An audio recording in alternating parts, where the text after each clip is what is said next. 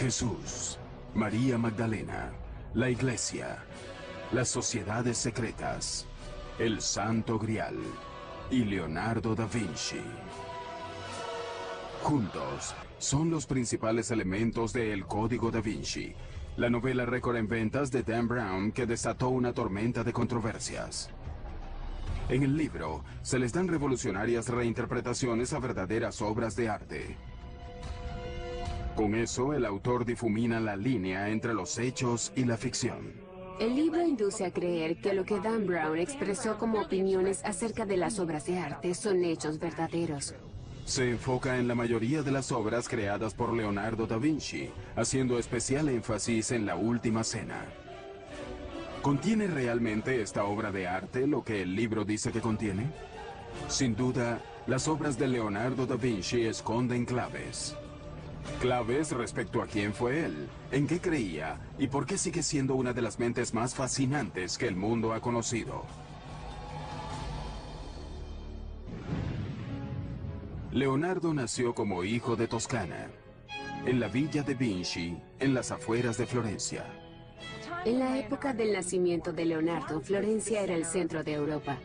En todos los aspectos, era el centro artístico y cultural. Pero las circunstancias del nacimiento de Leonardo en Vinci fueron complicadas.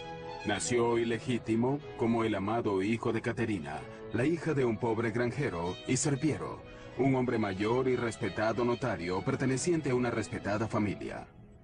Los padres biológicos de Leonardo nunca estuvieron casados, pero rápidamente contrajeron matrimonio con otros, presumiblemente dentro de sus propias clases sociales. Pronto Caterina tendría otros 5 hijos con su esposo. Leonardo se crió con su padre Serpiero y sus madrastras. Leonardo fue hijo único hasta los 25 años. Con sus 2 primeras esposas, su padre no pudo tener ningún heredero o un hijo que sobreviviera. De haber nacido como hijo legítimo, Leonardo hubiera heredado las tierras de su padre y su profesión. Pero al ser ilegítimo, no obtendría nada. Debido al hecho de que era un hijo ilegítimo, no podía convertirse en notario. En consecuencia, había que buscar otra actividad para el jovencito. Obviamente podía tenerse la certeza de que era muy talentoso. Sabía dibujar, construía cosas. Probablemente era ambidiestro. Así que al darse cuenta de que estaba interesado en las artes, su familia comenzó a apoyar esta actividad, ya que él en realidad no tenía otra alternativa. En su infancia, Leonardo desarrolló una fascinación por la naturaleza. Sentía curiosidad por el agua, las plantas, los árboles y los animales. Años más tarde, Leonardo le daría el crédito a la naturaleza de ser la maestra más sabia que una persona podría tener. Es más noble imitar cosas en la naturaleza, que de hecho son las verdaderas imágenes, que imitar en palabras, las palabras y hechos del hombre.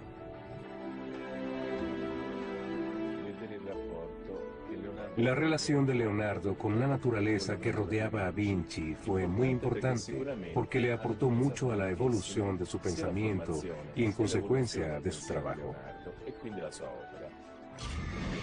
De adolescente, se mudó a Florencia con su padre y tuvo la oportunidad de hacer algo con su talento. Lo enviaron como aprendiz al taller del artista Andrea del Verrocchio. Su padre parece haber sido fundamental en el reconocimiento de su talento cuando era joven, al llevarlo al taller de Andrea del Verrocchio, donde tendría las mejores posibilidades de tener éxito. El taller de Verrocchio era prácticamente una universidad de las artes.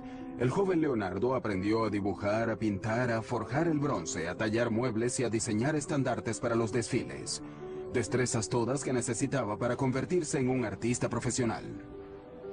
Lo que es inexplicable es la chispa de su ingenio. ¿Cómo sucedió? No creo que lo sepamos. Las obras de arte que se producían en el taller de Verrocchio eran comisionadas por los ricos y poderosos de Roma, especialmente por la familia que gobernaba la ciudad, los Medici. De este modo, ellos siempre tuvieron un papel preponderante, ya fuera encargando las obras directamente, facilitando este ambiente de aprendizaje o comisionando las obras a través de sus amigos. Leonardo entró en contacto con excepcionales proyectos en el taller de Verrocchio. Una de las cosas más interesantes que hizo, o que ciertamente observó, fue el emplazamiento de la bola dorada en el tope de la Catedral de Florencia, que tenía un diámetro de casi 5 metros. Fue un gran reto tecnológico. La bola estaba hecha con 2 toneladas de cobre dorado. Verrocchio creó el mecanismo para elevarla hasta su morada final en el propio tope del domo. Este logro de la ingeniería causó un sólido impacto en el joven Leonardo. Por el resto de su vida buscaría los retos técnicos así como los artísticos. Y muchas de estas obras fueron hechas para la familia Medici. Así que esto fue muy importante para Leonardo, porque no solo lo entrenó, como presumimos, en una variedad de destrezas, sino que le dio las conexiones que probablemente lo llevaron hasta la familia Medici. Para la edad de 20 años, Leonardo completó su aprendizaje con Verrocchio y se registró en el gremio de pintores de la ciudad, un paso necesario para convertirse en artista profesional. Bajo el ala de Verrocchio, él completaría su primer trabajo notable. Le asignaron el trabajo de pintar un ángel en el cuadro de Verrocchio, El Bautismo de Cristo. Sin embargo, fue la contribución de Leonardo la que resaltó. Por primera vez en la historia de la pintura, Leonardo representó una figura volteada hacia el espectador. Esto fue una especie de revolución en la historia del arte. Porque hasta ese momento, cada figura, cada persona se representaba frontalmente, de una manera estática, arcaica y medieval. Esto introdujo el movimiento en las figuras. Llega Leonardo, pinta la cabeza del ángel en el bautismo de Cristo. Y Verrocchio dice, ¡ay Dios! Aquí hay alguien que pinta mejor que yo. Cuenta la leyenda que Verrocchio se sintió tan avergonzado por la superioridad de la pintura de Leonardo que nunca volvió a pintar. Hay algo de verdad. La esencia de la historia es cierta. Él superó a su maestro a muy corta edad. El otrora chiquillo campesino se estaba forjando un nombre como talentoso pintor. Leonardo comenzó a ver cómo sus destrezas podían ayudarlo a tener éxito. Pero pronto, una acusación anónima pondría su éxito en riesgo. Leonardo da Vinci ahora tenía 24 años y ya se estaba transformando del hijo ilegítimo de un notario a artista legítimo. Como renombrado pintor de Florencia, él alcanza el rango de Botticelli, Ghirlandaio y Rafael. Para este momento se dice que Leonardo ya había terminado algunas pinturas notables, La Anunciación y un retrato de Ginevra de Benci. Había tenido un gran aprendizaje en el estudio de Andrea del Verrocchio. Sus técnicas e ideas estaban evolucionando, pero la competencia era feroz. Había una gran competencia en términos de pintores en Florencia hacia las décadas de 1470 y 1480, pero Leonardo estaba en ventaja debido a su asociación con la familia Medici. A lo largo de su vida, Leonardo desplegaría un talento para cultivar tales contactos, un rasgo que le fue de mucha utilidad. También comenzó a documentar su explosión de ideas en sus cuadernos. Leonardo apuntaba todas las ideas que tenía, todo lo que leía o escuchaba en las calles, a sus amigos. A veces es absolutamente difícil saber si una idea es suya o es una cita que está haciendo. Hoy, los legendarios cuadernos de Leonardo están ensamblados en lo que se conoce como códices. Para el final de su vida hay 20 volúmenes de ellos, cada uno con cientos de páginas. Los cuadernos son fragmentarios, son contradictorios, tienen todo tipo de material, a veces de temas bastante diferentes en la misma página, y son absolutamente la antítesis de las notas que uno, como buen estudiante, tomaría en una universidad. Simplemente él nos inclinaba a ser un pensador sistemático. Él tomó muchas notas sobre arquitectura, sobre ciencias, escribía acerca de ópticas y de perspectiva, escribía sobre botánica, sobre anatomía y sobre geología. Pero los temas eran tan diversos como ingeniería y armamentismo. elementos que eran prácticos para Leonardo en términos de las comisiones y posiciones que esperaba obtener. Algo sorprendente acerca de ellas. La extraña caligrafía de Leonardo. Casi todas las palabras están escritas al revés, de derecha a izquierda. ¿Es esta una manera en la que Leonardo encriptó sus notas, como concluye Dan Brown en su novela El Código da Vinci? El hecho con esto es que si eres zurdo como yo, la manera natural en la que tratarás de escribir será de derecha a izquierda. Uno no empuja la pluma, uno ala la pluma. Y es posible que lo hiciera de esta manera porque no tuvo una estricta maestra de primer grado que lo obligara a hacerlo de la manera contraria. Además, esta es una pobre codificación. Su caligrafía es totalmente legible con el uso de un espejo. Creo que fue una peculiaridad que desarrolló simplemente porque le resultaba más fácil. Algunos de los estudios de sus cuadernos distan mucho de ser bellos. Algo muy claro en Leonardo es ese contraste acerca de cómo se reconocen las cosas. En otras palabras, para conocer lo bello tienes que conocer lo feo y viceversa. De lo que probablemente se trata en las figuras grotescas es básicamente de observar la variedad de posibilidades en el mundo biológico. Si el pintor desea ver las bellezas que lo cautivarían, es el maestro de su producción. Y si desea ver las monstruosidades que podrían aterrorizar o ser bufonescas y risibles o dignas de conmiseración, entonces es su Señor y su Dios. Los cuadernos capturan una mente en perpetuo movimiento, pero aportan muy pocas claves acerca de su vida personal. Para Leonardo esto no se asemejaba a un diario, así que sabemos muy poco de sus relaciones interpersonales, aparte de lo que podemos deducir a partir de la evidencia periférica. Uno de los asuntos que queda sin aclarar es respecto a la sexualidad de Leonardo. Lo que sabemos es que cuando tenía 24 años, Leonardo fue repentinamente detenido por la policía secreta de Florencia. Alguien lo había acusado anónimamente de sodomía con un hombre de 17 años. Si la acusación fue cierta o no, es imposible saberlo. Pero Leonardo se sintió humillado y en peligro. El castigo por sodomía podía ser tan simple como una multa o tan extremo como una ejecución. 2 meses después, Leonardo fue llevado a juicio, pero no encontraron evidencias en su contra. No se presentaron testigos, y tan rápido como aparecieron, los cargos fueron retirados. Pero fue un aterrador llamado de alerta. Esto parece sugerir que al menos desde el principio se creyó que Leonardo era homosexual. Es posible que él haya tenido algún tipo de relación con hombres, pero en el contexto del taller de un artista en el siglo XV, eso quizás no fue una gran cosa.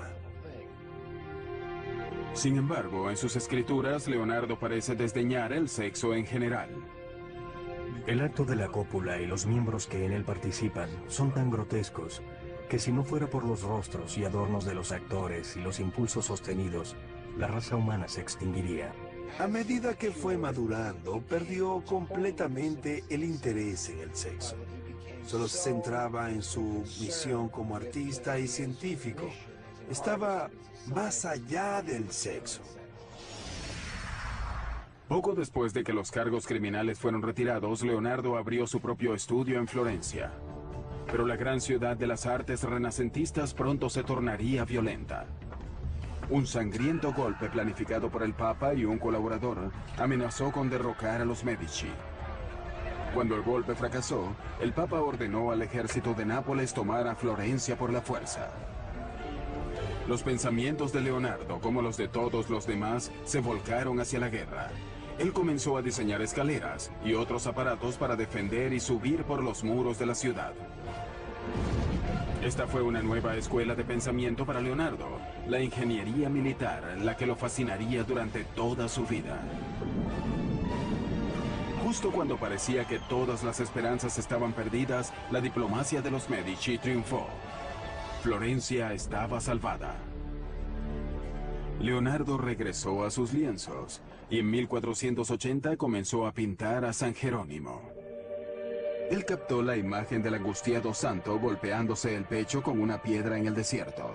Hoy, la pintura se encuentra en el Vaticano sin acabar, como tantas otras pinturas suyas. Sin embargo, la precisión de Leonardo con la anatomía humana hace que el dolor de San Jerónimo cobre vida. Leonardo ya tenía casi 30 años cuando Lorenzo de Medici envió a los mejores pintores de Florencia al Vaticano para decorar la nueva Capilla Sixtina. Era parte de una nueva tregua entre los Medici y el Papa. Muchos otros importantes artistas florentinos son escogidos, pero no Leonardo. Quizás él se sentía frustrado porque las cosas no se estaban manifestando. Pero Leonardo tiene una pequeña comisión para mantenerse ocupado. Un monasterio en las afueras de Florencia lo contrata para pintar el altar. El tema, la adoración de los Reyes Magos. Él debió haber estado desesperado para firmar el contrato para ese proyecto. Este especificaba que él se proveería sus propios materiales, y si no lograba finalizar el trabajo en 30 meses, perdería el derecho tanto a la paga como al cuadro. Debido a la ambigua composición del trabajo, Leonardo debió haber sabido que había problemas. Sin embargo, el trabajo que estaba surgiendo era pasmoso. Es un arte muy revolucionario. Se podía ver todo el arte nuevo que Leonardo estaba creando. Pero quizás era demasiado innovador hasta para él mismo, y lo dejó sin terminar. Sin embargo, es probablemente la primera pintura verdaderamente moderna de la historia. La estructura triangular del grupo del primer plano se convirtió en un principio absoluto del arte del Alto Renacimiento. Hay énfasis en la diversidad, el viejo, el joven, el calvo, el barbudo. Y hay una idea que él más tarde asentaría en sus cuadernos, y es que las figuras deben pintarse de los huesos hacia afuera. Y si notamos el lado derecho del cuadro, hay un hombre anciano que podríamos jurar que es una calavera. En el borde del cuadro, hay un joven volteado que no está mirando a Jesús. Se cree que era un autorretrato del Leonardo de 29 años. Leonardo le dedica un tiempo extraordinario a la pintura. Sin embargo, nunca finaliza la adoración de los Reyes Magos. En el Código da Vinci, que es después de todo una obra de ficción, Dan Brown discute la adoración de los Reyes Magos, insinuando un descubrimiento moderno debajo de cientos de años de pintura. La realidad es un poco distinta. La verdad es que hace varios años el cuadro fue removido para hacerle un diagnóstico con la intención de restaurarlo. Y hasta donde sabemos no se hicieron cambios, ni se encontró nada subversivo debajo del cuadro. Excepto para sugerir que quizás se realizó algún retoque posteriormente. Hoy, la adoración de los Reyes Magos se encuentra en la Galería Uffizi, en Florencia, expuesta al público. Sin restaurar, y dependiendo de a quién le crea usted, tal cual como Leonardo la dejó. Pareciera que el cuadro fue abandonado porque Leonardo se distrajo con algo fuera de los muros de Florencia. Algo que pondría a prueba sus habilidades, y no como pintor. Con la esperanza de dejar atrás sus dificultades en Florencia, Leonardo da Vinci decidió mudarse a Milán, Italia. Milán, la más septentrional de las ciudades-estados de Italia, era vulnerable a los invasores extranjeros. A diferencia de Florencia, conocida por las artes, Milán era un centro de producción de armas y tecnología militar. Leonardo esperaba tener nuevas oportunidades allí. Pero para tener éxito, él debía forjar lazos con el hombre más poderoso de Milán, el duque Ludovico Sforza, alias el Moro. Leonardo tenía ya más de 30 años cuando llegó a Milán. Había dejado a Florencia porque se sentía totalmente infeliz allí, pero también porque había escuchado que Ludovico, el Moro, quería construir una estatua muy grande para honrar la memoria de su padre. Leonardo escribió una osada carta al duque ofreciendo sus servicios no como pintor, sino como ingeniero militar. Esto es una verdadera desfachatez. El hombre aseguraba que podía hacer todo tipo de cosas. Estas tenían principalmente que ver con tácticas de guerra, armas y defensa, Y él decía, yo puedo hacer todas estas cosas. Y es muy interesante porque mitad de la carta cambia a tiempo futuro. En otras palabras, nunca las había hecho. Nunca había hecho nada de lo que decía. Así que esta era una de sus grandes habilidades de autopromoción. Entonces llegó el final y dijo, postdata, figurativamente hablando, también puedo hacer arte para usted. Puedo hacer el gran caballo en memoria de su padre. La carta de Leonardo detallaba su propuesta de diseño de fortalezas, construcción de cañones y maquinaria de sitio. Uno de sus conceptos se adelantó cientos de años a su época. Inspirado por una caparazón de tortuga, Leonardo diseñó un tosco tanque. Su exterior estaría fabricado de placas de metal, curvadas para esquivar el fuego enemigo.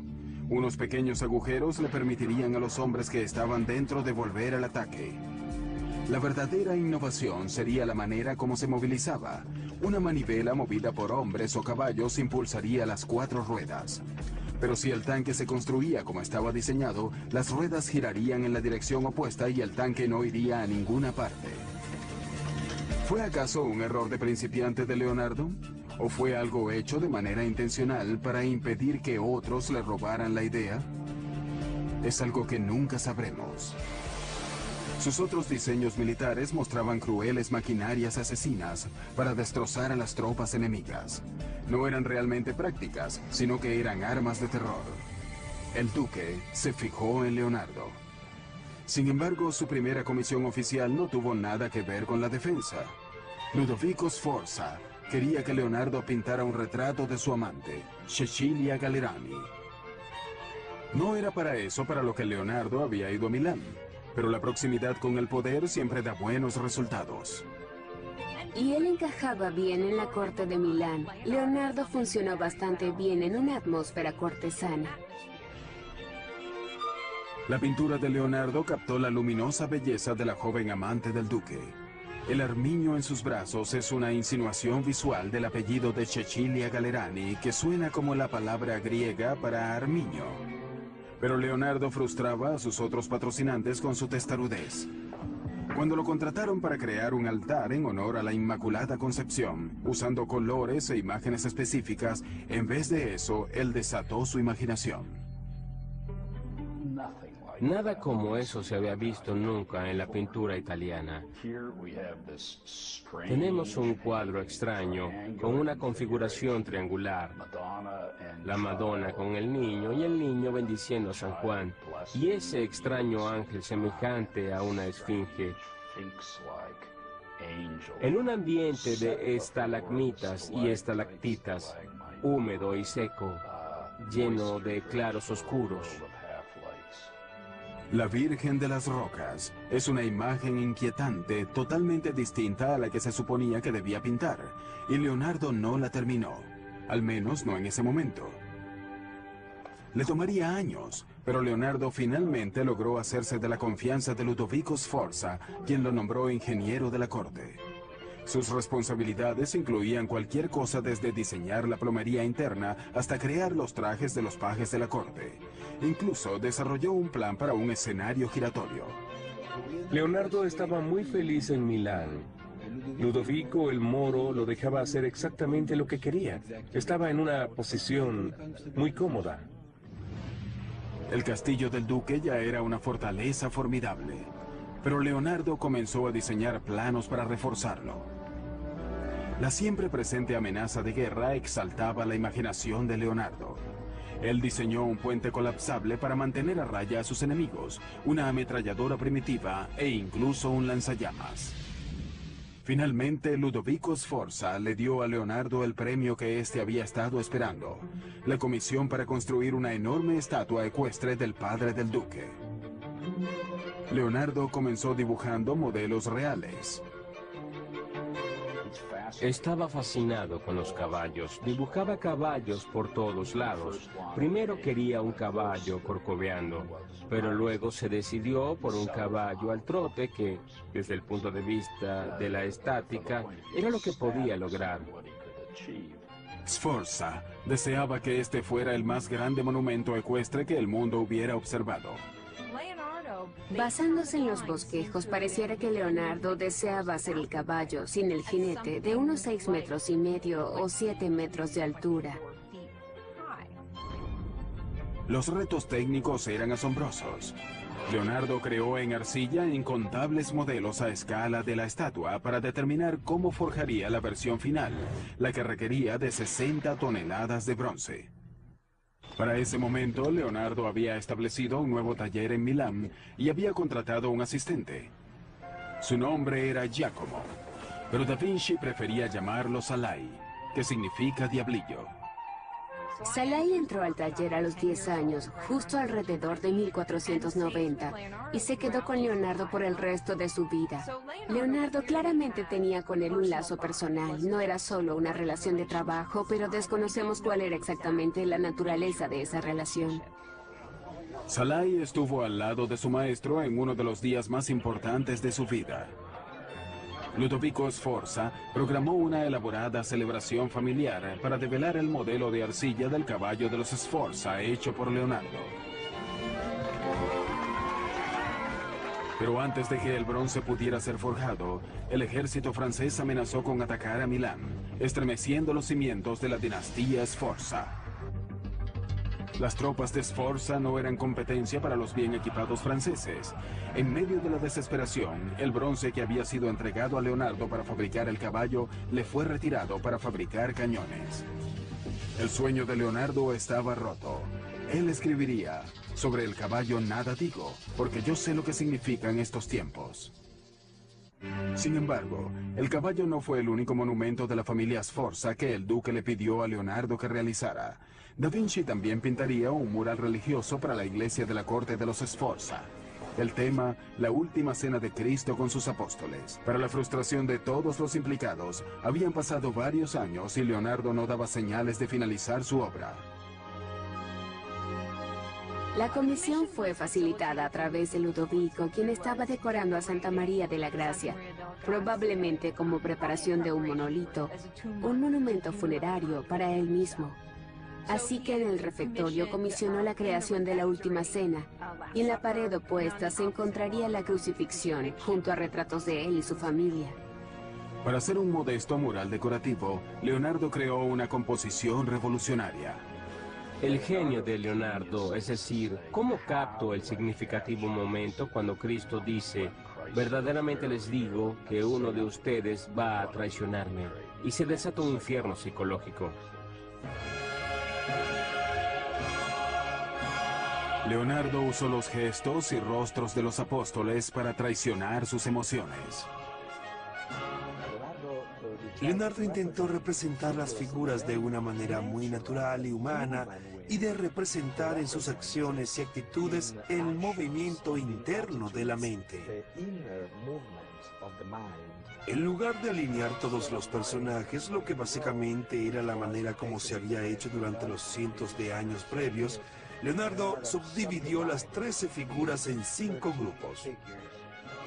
4 grupos de 3 para los apóstoles y luego Cristo aislado como un grupo separado. Eso fue una innovación realmente notable. Pero algunas de las ideas de Leonardo para el cuadro fueron demasiado revolucionarias. Leonardo fue acusado de haber usado una técnica muy pobre en la ejecución de la Última Cena. Probablemente esto no es del todo justo. El daño vino de la humedad subterránea que penetró en las paredes y nadie tiene control sobre eso. Como quiera que fuese, él estaba experimentando, y sabemos que 20 años después de que la obra fue hecha, cuando Leonardo todavía estaba vivo, ya a la obra la estaban llamando un fracaso. En el Código Da Vinci, Leonardo recibe el crédito de haber intentado algo incluso más revolucionario con la Última Cena. Algo que perturbaría no solo a la Iglesia, sino 2000 años de enseñanzas bíblicas. Leonardo diseñó objetos que imitaban el vuelo de los pájaros, y puede que incluso haya colocado alas a sus asistentes para probarlos. Pero averiguar cómo impulsar el vuelo es el más grande obstáculo de Leonardo. Uno de sus más famosos diseños experimentales de aeronaves es la hélice aérea, también conocida como el helicóptero de Leonardo. con más de 4,5 metros de ancho, era manejada por 4 hombres dando vuelta a una manivela para crear elevación. El peso en sí garantizaba que nunca funcionaría, pero puso a pensar a Leonardo. A continuación, él experimentaría con un ala articulada. Esto resultó en un diseño conocido como el ornitóptero de Leonardo, que agitaba sus alas para alzar vuelo. Él comenzó a pensar que tal vez podemos agitar nuestros brazos como si fuéramos a volar, pero se dio cuenta de que eso no era posible. Él estaba estudiando a los pájaros, pero más que nada empezó a estudiar a los murciélagos y finalmente da con la noción de deslizamiento. Así que él diseñó alas fijas y paracaídas con el fin de deslizarse en las corrientes de aire como las aves. Sin duda, esto hubiera funcionado. Desafortunadamente, el Dux de Venecia no estaba interesado en los inventos de Leonardo. Pero a principios del siglo XVI, los servicios de Leonardo como pintor de retratos tenían alta demanda entre la nobleza italiana. Sin embargo, estas comisiones poco le interesaban. Cuando una dama envió a un mensajero a averiguar por qué no había terminado su retrato, el mensajero le informó que Leonardo parecía harto del pincel. Uno pensaría que la gente que quería contratar a Leonardo, tanto los clientes como los patrocinantes, verían como algo desfavorable el hecho de que dejara tantos encargos sin finalizar, tantas obras de arte incompletas. Sin embargo, Leonardo siempre era increíblemente buscado por su trabajo. Leonardo finalmente regresó a Florencia, la ciudad de su juventud, para comenzar todo de nuevo. Pero pese a que Leonardo era muy famoso, alguien nuevo y más joven había capturado la imaginación de la ciudad. Miguel Ángel Buonarroti. Tenía solo 28 años, pero era increíblemente talentoso. Es maravilloso para la historia de Florencia que estos dos genios estuvieran en el mismo lugar y al mismo tiempo, pero existía rivalidad, al parecer, personal. Eran muy diferentes entre sí. Leonardo era un cortesano, guapo, y se manejaba bien en todas las situaciones. Miguel Ángel era un hombre solitario y muy amargado. Un día, sus diferencias estallaron en las calles de Florencia. Al ser casi 25 años mayor que Miguel Ángel, Leonardo pudo haber sentido que estaba por encima de cualquier rivalidad. Su resentimiento aumentó. Leonardo comenzó a buscar encargos fuera de Florencia. Y en 1502 se le presentó una posibilidad única con uno de los tiranos más sanguinarios de Italia. En los primeros años del siglo XVI, Leonardo trabajaba para César Borgia, quien era hijo ilegítimo del Papa Alejandro VI. Era un militar y estaba básicamente al mando de las tropas papales. Borgia era despiadado en su intento por consolidar el imperio de su padre, el que pensaba reclamar como propio algún día. Para Borgia, Leonardo sirvió como ingeniero militar, trazando mapas con una certeza digna de un águila. Esto fue una clave para el éxito en batalla. Leonardo hacía conexiones muy poderosas porque era inteligente en términos de manipular sus destrezas y colocarse donde necesitaba estar. Pero un día, Borgia ordenó la ejecución de un amigo de Leonardo.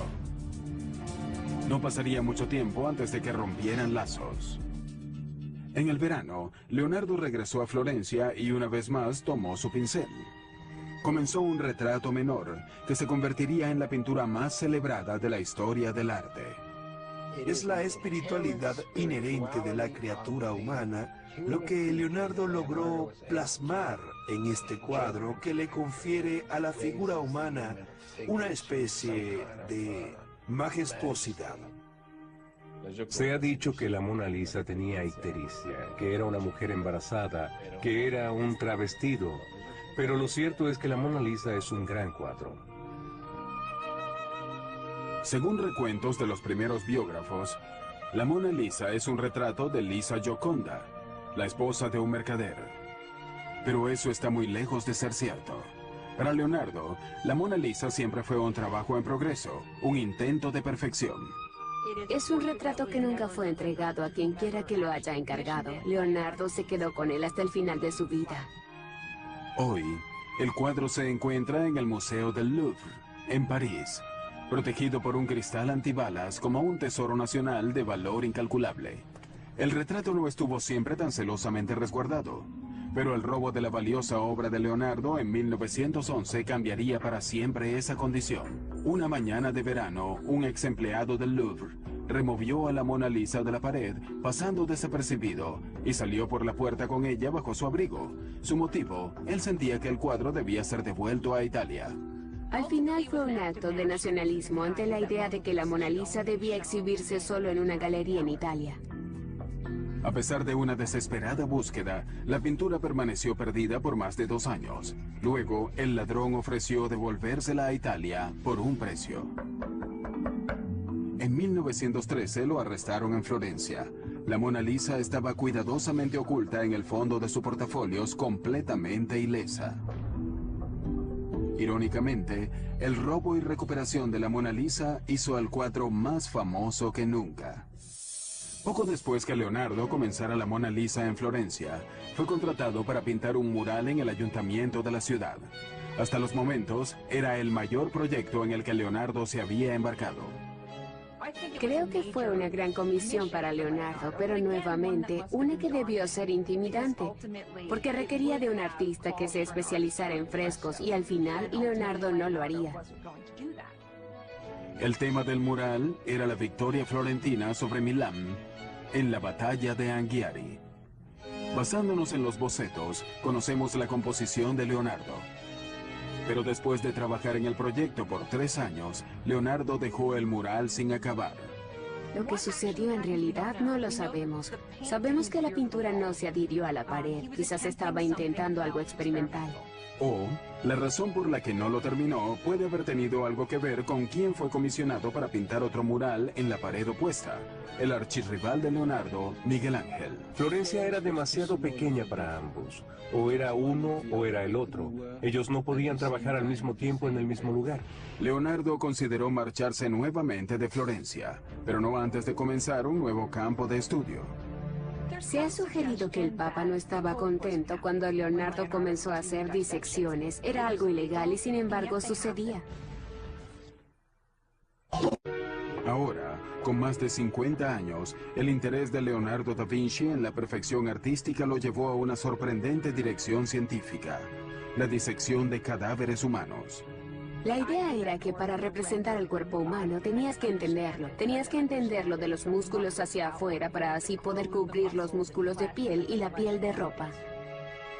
Como nunca fue un hombre religioso, no le importaba cortar un cuerpo muerto para, de este modo, detallar sistemáticamente cada parte del cuerpo humano. Uno podría desanimarse ante la idea de pasar la noche en compañía de esos cadáveres desmembrados, desollados y horribles a la vista. La curiosidad finalmente lo llevó al lecho de muerte de un hombre centenario.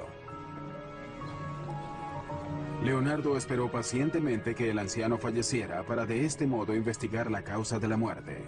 El resultado de su autopsia, el primer caso de arteriosclerosis, endurecimiento de las arterias documentado en la historia. Leonardo lo averiguó comparando el sistema circulatorio del anciano con el de un niño. Sus estudios anatómicos fueron increíblemente certeros. Pero lo que para Leonardo es científico, para otros es repulsivo. El acceso a los cadáveres es un problema constante. Años después, los oficiales de la iglesia se enteraron de sus autopsias y pensaron que había ido demasiado lejos. El Papa prohibió las disecciones de una vez por todas. Finalmente, un cuadro del pasado de Leonardo lo lleva de vuelta a Milán.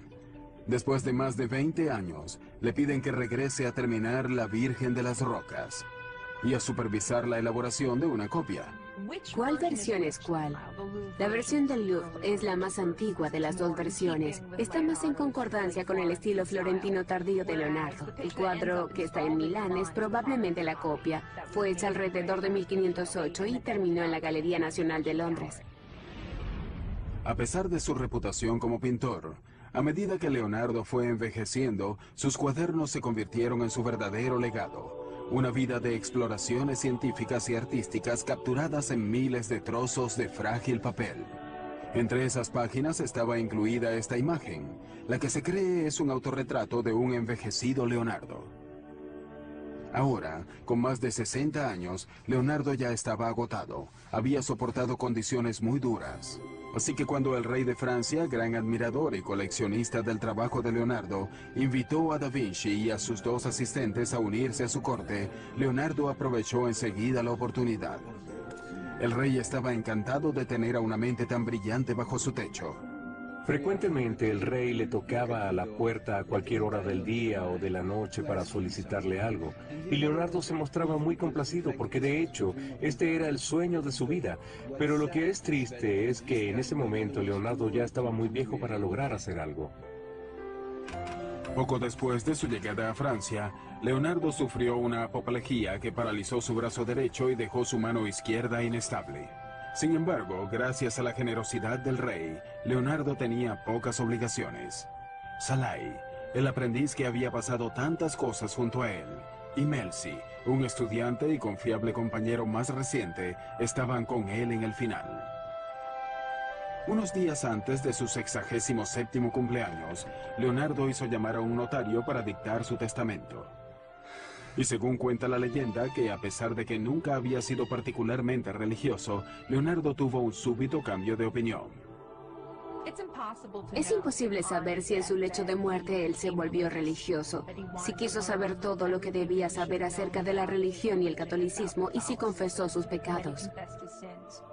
Se ha dicho que Leonardo falleció en los brazos del rey Francisco I. Ya sea cierto o no, queda claro que el pueblo francés lo amaba. Al igual que un día bien transcurrido trae un sueño feliz, una vida bien vivida suele traer una muerte feliz. En su testamento, Leonardo planificó su propio funeral, lo que no necesariamente es algo atípico. Pero queda claro que Leonardo también planificó que se oficiaran muchas misas, 3 misas mayores y 30 misas menores en 4 iglesias diferentes, y luego él sería llevado por el diácono y el subdiácono a su última morada. Después de la muerte de Leonardo, los cuadros y cuadernos que siempre, incluyendo la Mona Lisa, tenía con él, fueron legados a sus asistentes. Con el correr de los siglos, han encontrado su lugar en colecciones en todo el mundo. No es imposible que en algún lugar todavía se encuentren estudios, bocetos o incluso un cuadro que pueda pertenecer a Leonardo. Todavía es una cacería de tesoros. Está fuera del salón ahora, al teléfono por $28 millones. Casi 500 años después de la muerte de Leonardo, uno de sus 20 cuadernos sobrevivientes, el Códice Leicester, fue adquirido por Bill Gates por más de $30 millones. Desde entonces, ha sido públicamente expuesto en distintos lugares del mundo. En 2006, un estudio de los cuadernos y bocetos de Leonardo produjo nuevas e interesantes pistas forenses acerca del maestro del Renacimiento. Parece que Leonardo dejó huellas parciales y completas en la pintura y tinta de muchos de sus trabajos. Los análisis modernos puede que un día nos arrojen los hasta hoy desconocidos detalles del origen étnico de la madre de Leonardo y del propio Leonardo. ¿Qué tienen Leonardo y su obra que continúan fascinándonos? Del Código da Vinci a su escritura al revés, a sus disecciones y sus misteriosos cuadros, frecuentemente da la impresión de ser un mago oscuro del Renacimiento, nada más lejos de la verdad. Fue un hombre muy talentoso que vivió en una época extraordinaria. Si vemos la magnitud de la vida de Leonardo, vemos que él es más científico que pintor. Pasó más de su tiempo interesado en estudiar la anatomía, la botánica y la óptica, de lo que en realidad dedicó en términos de horas al arte de la pintura. Él fue tan notable que los hizo todos e hizo las cosas muy pero muy bien. Leonardo fue un hombre de su propio tiempo. Un hombre cuyo genio y empeño lo catapultaron de la oscuridad a las cortes de los reyes. Un hombre cuyo intelecto no sería aplastado por la adversidad. Un hombre de todos los tiempos que fascina nuestra imaginación incluso hoy. Leonardo da Vinci.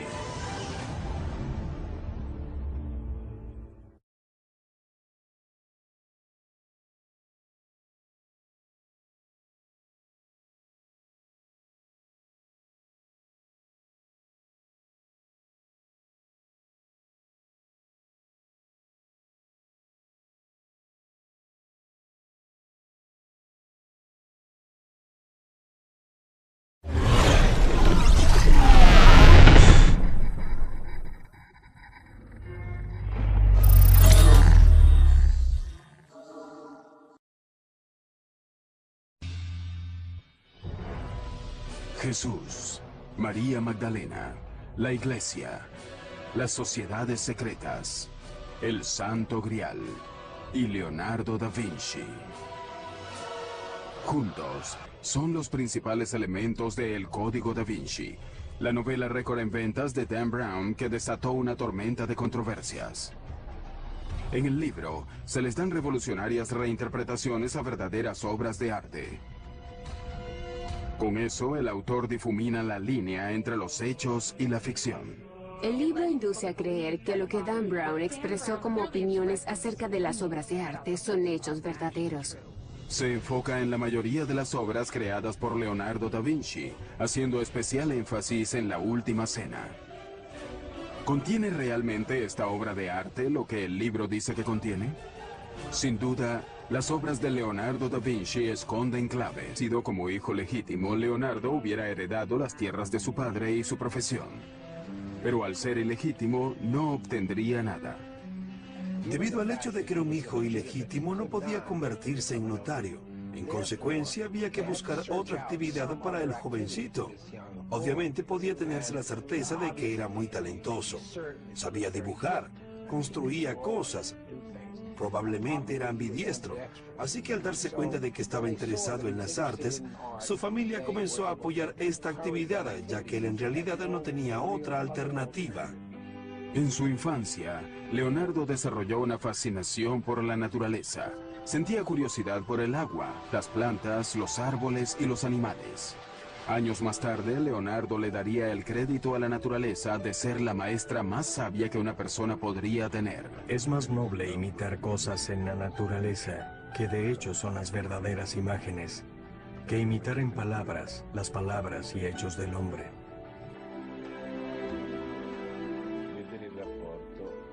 La relación de Leonardo con la naturaleza que rodeaba a Vinci fue muy importante, porque le aportó muchos claves respecto a quién fue él, en qué creía y por qué sigue siendo una de las mentes más fascinantes que el mundo ha conocido. Leonardo nació como hijo de Toscana, en la villa de Vinci, en las afueras de Florencia. En la época del nacimiento de Leonardo, Florencia era el centro de Europa. En todos los aspectos, era el centro artístico y cultural. Pero las circunstancias del nacimiento de Leonardo en Vinci fueron complicadas. Nació ilegítimo como el amado hijo de Caterina, la hija de un pobre granjero, y Serpiero, un hombre mayor y respetado notario perteneciente a una respetada familia. Los padres biológicos de Leonardo nunca estuvieron casados, pero rápidamente contrajeron matrimonio con otros, presumiblemente dentro de sus propias clases sociales. Pronto Caterina tendría otros 5 hijos con su esposo. Leonardo se crió con su padre Serpiero y sus madrastras. Leonardo fue hijo único hasta los 25 años. Con sus 2 primeras esposas, su padre no pudo tener ningún heredero o un hijo que sobreviviera.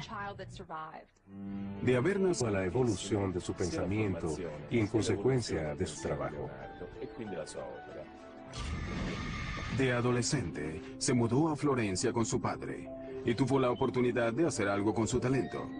Lo enviaron como aprendiz al taller del artista Andrea del Verrocchio. Su padre parece haber sido fundamental en el reconocimiento de su talento cuando era joven, al llevarlo al taller de Andrea del Verrocchio, donde tendría las mejores posibilidades de tener éxito. El taller de Verrocchio era prácticamente una universidad de las artes. El joven Leonardo aprendió a dibujar, a pintar, a forjar el bronce, a tallar muebles y a diseñar estandartes para los desfiles. Destrezas todas que necesitaba para convertirse en un artista profesional. Lo que es inexplicable es la chispa de su ingenio. ¿Cómo sucedió? No creo que lo sepamos. Las obras de arte que se producían en el taller de Verrocchio eran comisionadas por los ricos y poderosos de Roma, especialmente por la familia que gobernaba la ciudad, los Medici. De este modo, ellos siempre tuvieron un papel preponderante, ya fuera encargando las obras directamente, facilitando este ambiente de aprendizaje o comisionando las obras a través de sus amigos. Leonardo entró en contacto con excepcionales proyectos en el taller de Verrocchio. Una de las cosas más interesantes que hizo, o que ciertamente observó, fue el emplazamiento de la bola dorada en el tope de la Catedral de Florencia, que tenía un diámetro de casi 5 metros. Fue un gran reto tecnológico. La bola estaba hecha con 2 toneladas de cobre dorado. Verrocchio creó el mecanismo para elevarla hasta su morada final en el propio tope del domo. Este logro de la ingeniería causó un sólido impacto en el joven Leonardo. Por el resto de su vida buscaría los retos técnicos así como los artísticos. Y muchas de estas obras fueron hechas para la familia Medici. Así que esto fue muy importante para Leonardo, porque no solo lo entrenó, como presumimos, en una variedad de destrezas, sino que le dio las conexiones que probablemente lo llevaron hasta la familia Medici. Para la edad de 20 años, Leonardo completó su aprendizaje con Verrocchio y se registró en el gremio de pintores de la ciudad, un paso necesario para convertirse en artista profesional. Bajo el ala de Verrocchio, el